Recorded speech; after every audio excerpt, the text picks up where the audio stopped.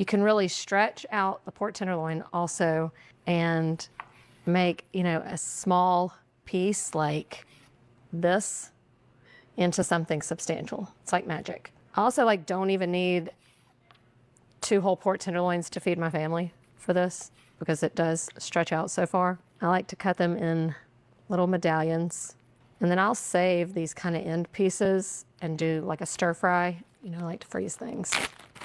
Take one, this size, and we're just gonna kind of pound it to a thin layer. I mean, look, just a little bitty piece like this can go to a substantial little serving like that. We're going to bread our pork.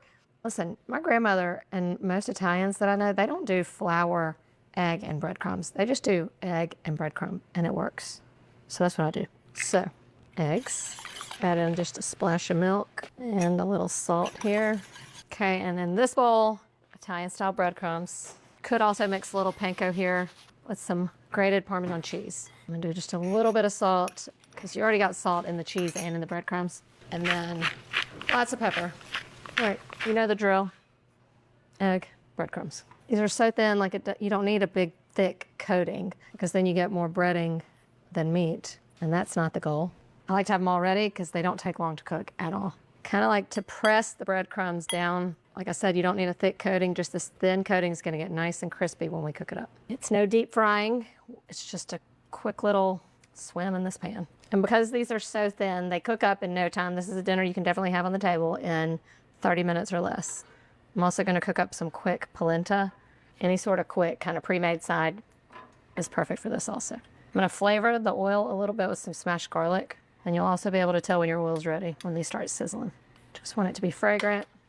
Then you can just take it out. They're so thin, they only take a couple minutes on each side. If you want to do these in batches ahead of time, you can just put them on a little wire rack in a pan and then just keep your oven on warm, like 200.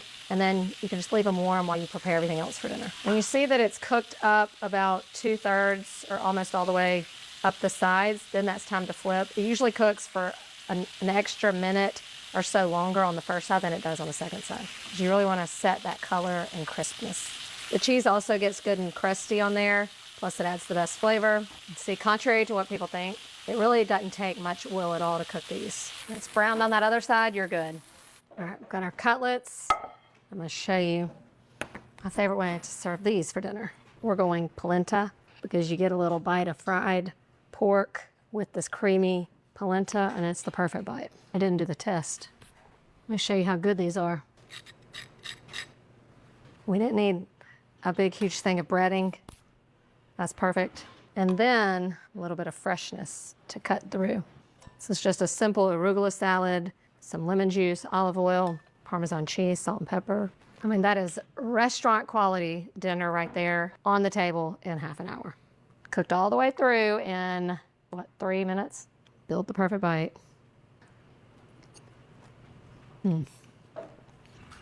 Listen, put down the pack of chicken. Pick up the pork tenderloin. I mean, the name says it all. It is so incredibly tender. You really don't need a knife. So good. Simple seasonings go all the way through because it is pounded so thin. Crunchy outside, that Parmesan cheese. Those Italians just do it right, you know? This is either your quick weeknight dinner solution or the dinner you serve company when they come over. So many servings. And this isn't even